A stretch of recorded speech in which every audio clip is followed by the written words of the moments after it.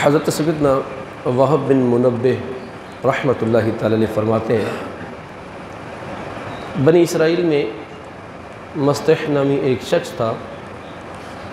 جو کہ بہت ہی زیادہ نافرمان تھا کہ 200 سال تک اس نے رب کی نافرمانی کی، گناہوں میں مبتلا رہا۔ آخر کار اس کو موت آئی، لوگوں نے اس کو گھسیٹ کر گندگی کے ڈھیر پر پھینک دیا۔ رب کائنات جل وعلا نے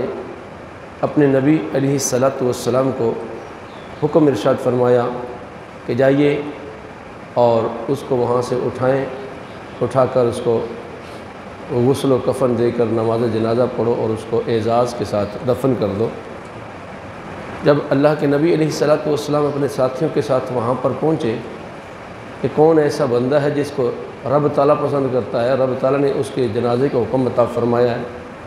جب دیکھا تو وہی مستحی تھا کہ جو لوگوں کو تنگ کرنے والا یا گناہ گار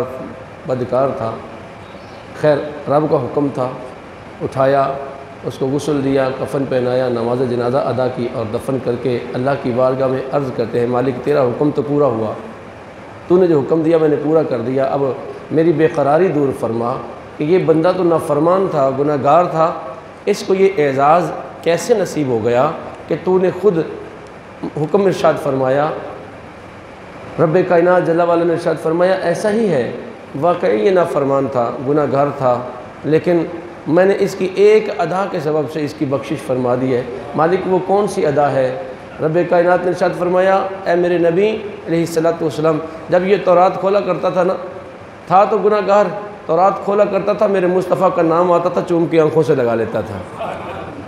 میں نے ادب مصطفیٰ کی وجہ سے، تعظیم مصطفیٰ کی وجہ سے میں نے اس کی بخشش اور مغفرت فرمائی۔